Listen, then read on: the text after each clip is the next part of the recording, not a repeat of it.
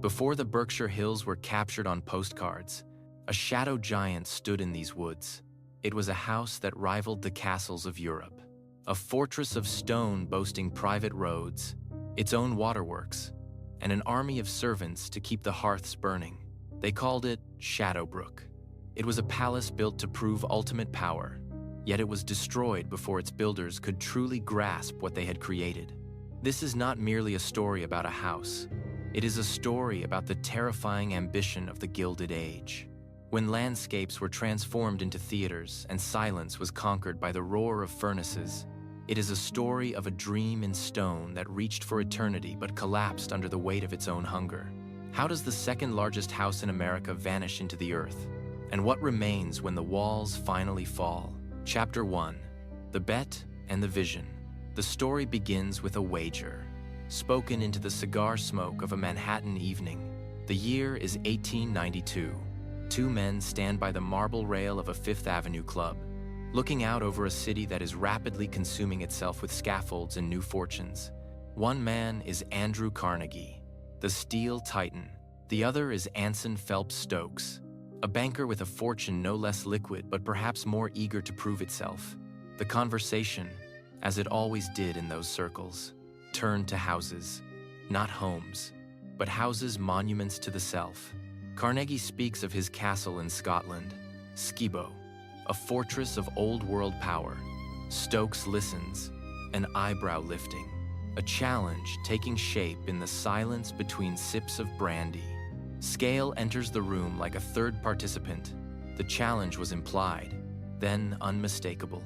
Stokes reportedly instructed his architect, Stanford White, to build a country house that would make New York stop talking about everything else. White was the perfect choice. His name was already a byword for bravura, associated with the city's grandest clubs and theaters. But this commission was different. The house was to rise in Lenox, Massachusetts, on rolling ground thick with hemlock and birch. It offered privacy, beauty, and a circle of summer neighbors from America's highest tier. But more than that, it offered a canvas wide enough for an ambition that Manhattan could no longer contain. Ground broke in late 1893, but vision alone does not raise walls. Logistics do. The quiet roads of the valley were suddenly jammed with stone wagons. Timber was ordered from Vermont mills, and brick kilns burned through the night to meet the demand. A private rail spur was considered, weighed, and dropped as impractical. Instead, relays of wagons hauled load after load, wheels sinking into mud so deep and heavy that teamsters had to double their horses just to clear the grades. The plans called for roughly 100 rooms, though the tally shifted depending on who was counting. Did one count the closets? The web of dark passages, linking kitchen, scullery, and pantry. It was to be a structure that defied the logic of a domestic dwelling, a place designed to be impossible to ignore. Chapter 2. Craft, Sweat, and Stone. The first question facing the project was brutal in its simplicity. Who could build such a thing? A project of this magnitude demanded more than local carpenters and day laborers. Stanford White summoned crews from New York, Boston, and Philadelphia. Stonemasons arrived who had set the ribs of cathedrals. Metalworkers came who could forge ornamental iron until it looked as delicate as lace. Carpenters arrived who joined timber without a single nail, reading the grain of the wood like a map. These were craftsmen in the strictest sense, men whose skills were earned through long apprenticeships and years of shaping matter with hand and eye. The work was both demanding and dangerous. Stone had to be quarried, dressed, and dragged uphill. Timber had to be milled to exact dimensions. Foundations had to bite deep into soil that turned to slick clay under the spring rains. Scaffolding climbed to 3 stories, swaying precariously when the wind came off the hills without warning. Men worked through heat that made the stone untouchable to the bare hand, and through cold that froze mortar solid before it could cure.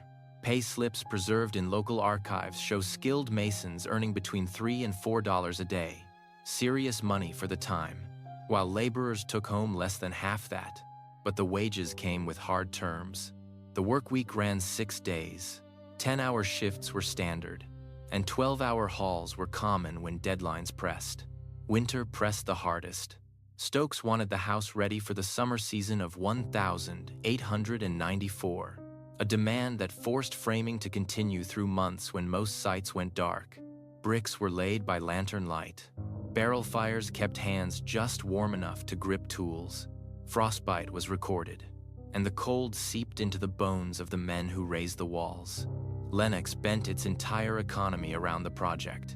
Boarding houses filled with itinerant crews, and general stores extended credit, while men waited for pay packets. To understand Shadowbrook, one must see its layered economy. At the top, the client and the architect.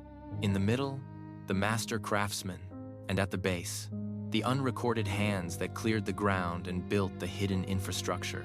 The house rose slowly from the Berkshire soil, lifted by skill, by sweat, and by a relentless pressure that would soon transfer from the builders to the occupants. Chapter 3. The Theater of Leisure. The first summer season opened in 1894, and the house was ready to perform. Guests arrived by private railcar to the Lenox station, then transferred to carriages for the final stretch through the woods. The drive wound through carefully managed timber, trees thinned and pruned to frame vistas, underbrush cleared to suggest wilderness without the nuisance of nature. At the final bend, the house emerged, stone towers against green hills, windows catching the late light, a porte cochere broad enough for 3 carriages abreast. The impression was deliberate. Shadowbrook was meant to dazzle before anyone even crossed the threshold. Inside, the scale intensified. The entrance hall rose 2 stories, lit by a chandelier that had to be lowered on a pulley system for cleaning. Marble floors were set in crisp, contrasting patterns. The main staircase curled upward, its balustrade carved from single lengths of walnut. Rooms opened in long enfilades, designed so that standing in one, you could see through the doorways of 3 others. The east wing held the guest suites, while the west wing contained the family's private rooms.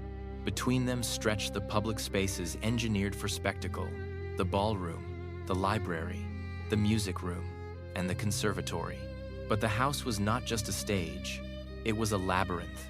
A much-told story, almost certainly true, described a child guest who set off from the east hall toward the west and simply vanished into the plan. 20 minutes later, her parents found her in a servants' corridor, crying, unable to retrace her route through rooms that looked too similar.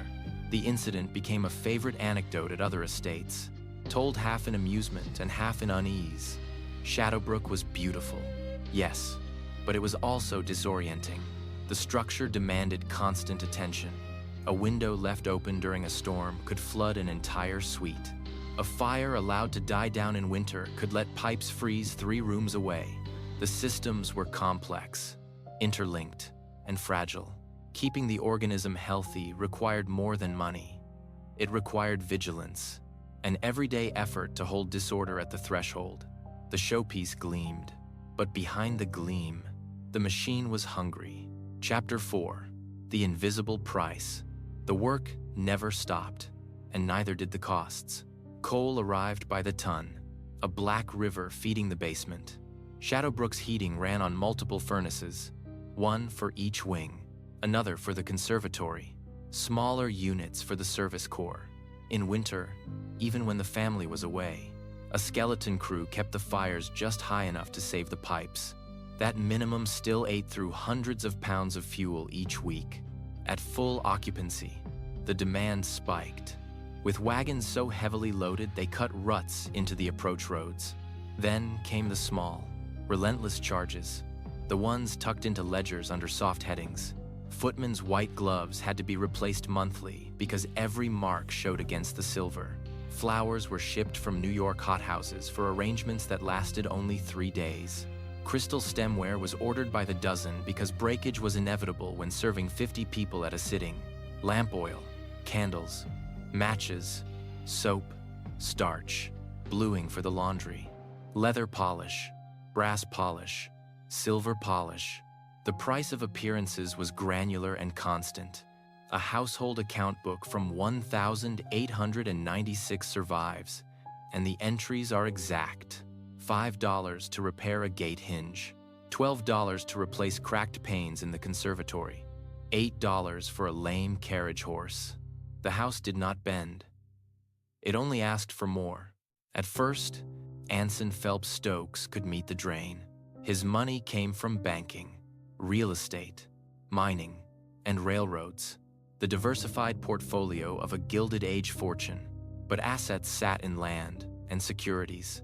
Capital was locked in ventures that matured over years. A man could be rich on paper and still feel the squeeze when multiple estates, each with its own staff and maintenance cycle, sent bills in the same month.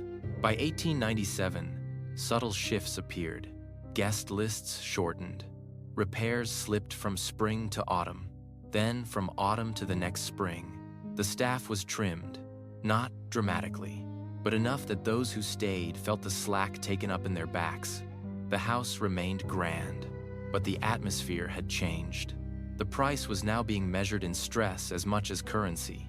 Chapter 5. Cracks in the facade. By the turn of the century, the pressure began to manifest in ways that were harder to hide. Taxes rose as Massachusetts reassessed Berkshire properties, valuing them not just for acreage but for the improvements upon them. Shadowbrook's assessment jumped, transforming a quiet line item into a large, predictable hit. Markets shifted, reaching even the most diversified fortunes. Railroad shares met new competition. Mining paid out unevenly. To the casual eye, Anson Phelps Stokes remained a titan, but the margin between income and outlay was narrowing. By 1903, quiet choices were being made.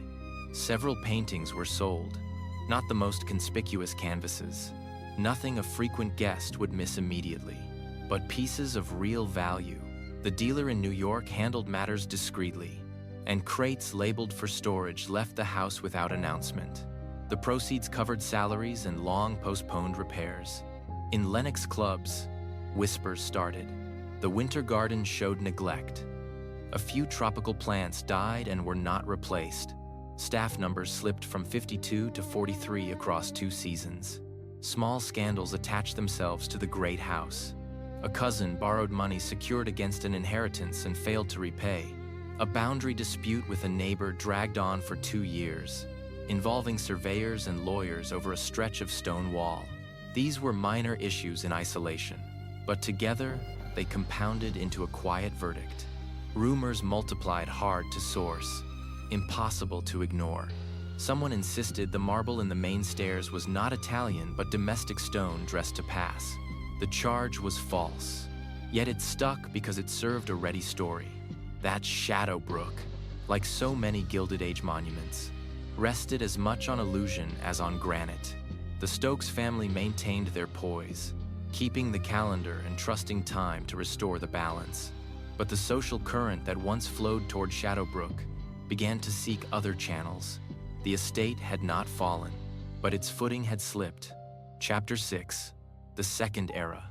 In 1909, the inevitable occurred. Shadowbrook changed hands. Anson Phelps Stokes sold the property to Andrew Carnegie, the very man who had stood in that Fifth Avenue club 17 years earlier. The price was kept quiet, but local books imply it was well below the cost of construction. Stokes kept other holdings, and the sale was framed as a simplification, a practical move for a family reconsidering its priorities. Carnegie approached Shadowbrook differently. He was in his 70s now, more concerned with legacy than display. He had nothing left to prove. In his care, the house became quieter, more of a retreat than a theater. He trimmed the guest calendar, but raised the staff wages. He spent where earlier owners had deferred: roofs, drainage, foundations. Rooms that devoured upkeep without purpose were shut and left immaculate.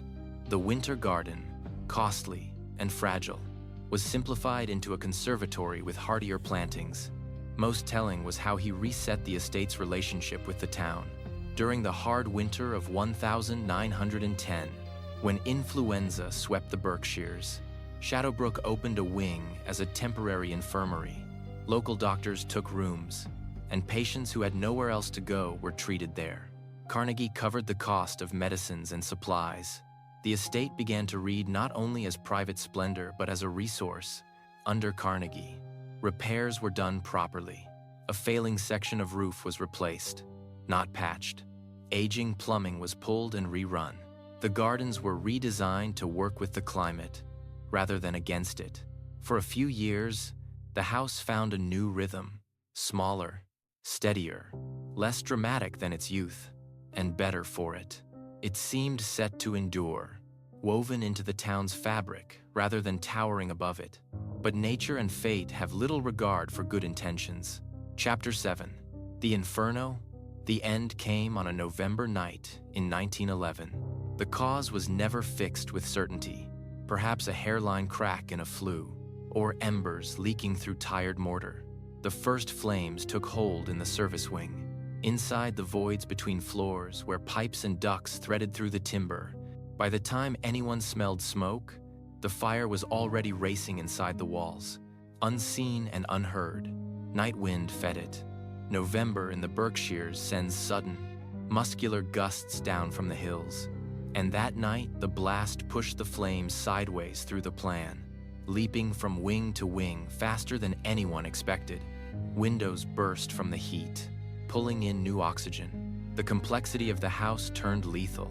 Those corridors, those staircases, those interlinked rooms, smoke-filled passages before the fire arrived, disorienting people as they tried to escape.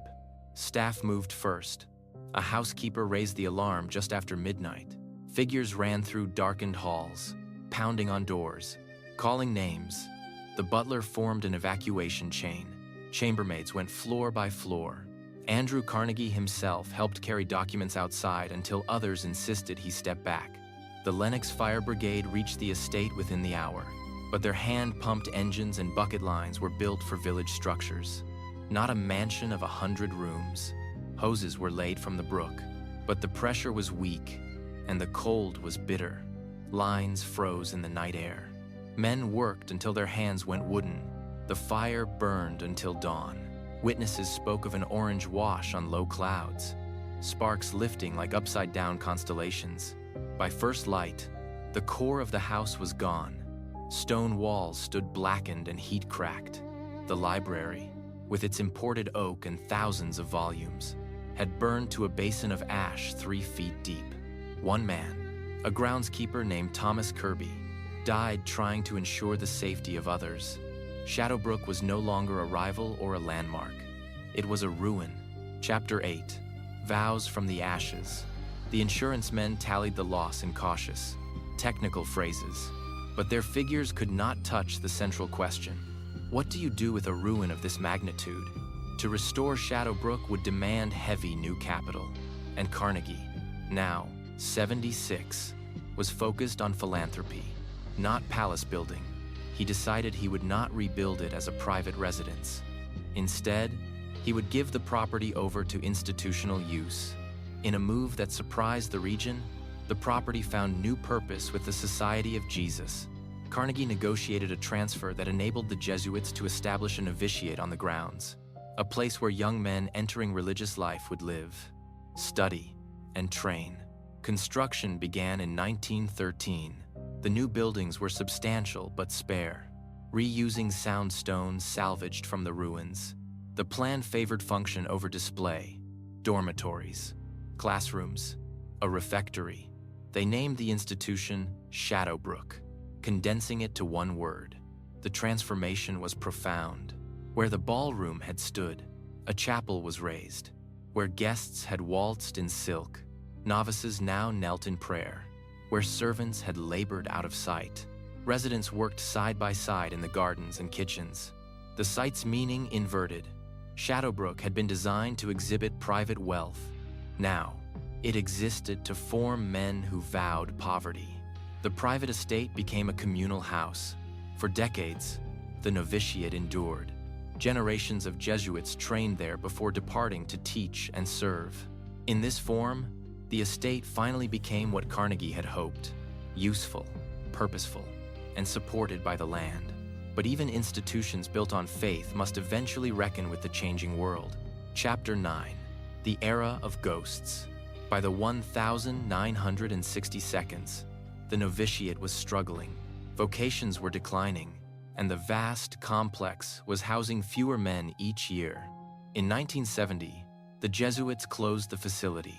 The property was sold, passing through hands that tried to recast it as a school, a retreat center, and finally, condominiums. Each conversion shaved off another layer of character. Walls shifted, rooms were subdivided, and maintenance was deferred.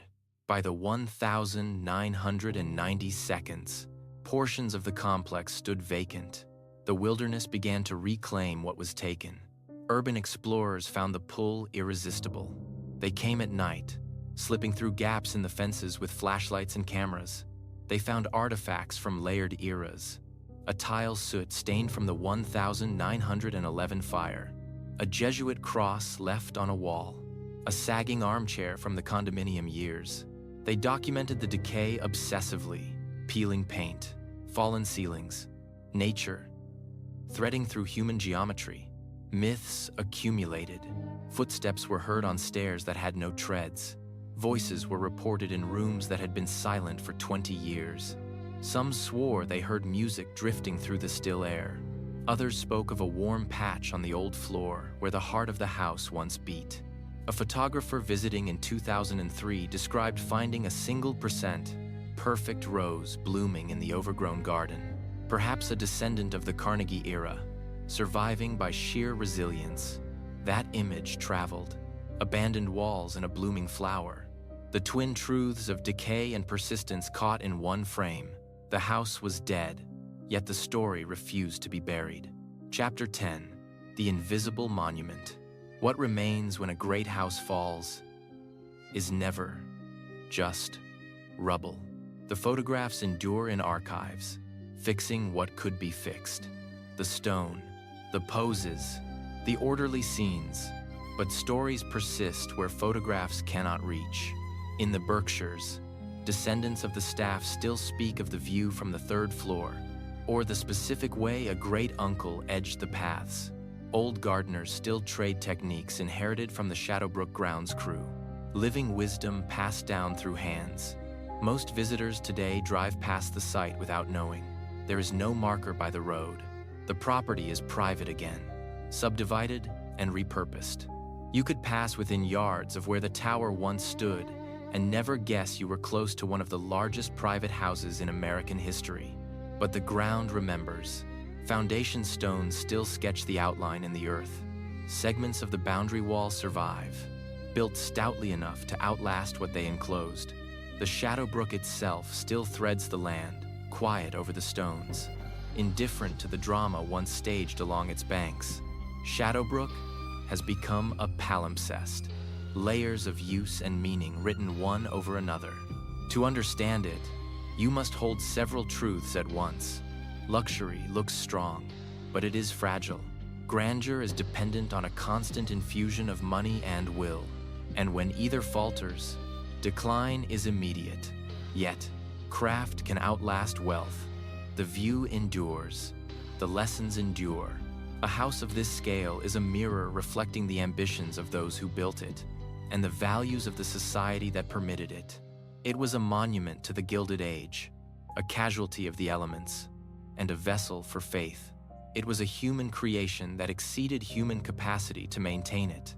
In the end, Shadowbrook teaches us that while we may hold title to the land, we are only ever passing through. Thank you for watching all the way to the end. How did this video make you feel? Share your thoughts in the comments below. Empire Legacies truly appreciates your support. And don't forget, please like and subscribe to the channel. See you again in the next video.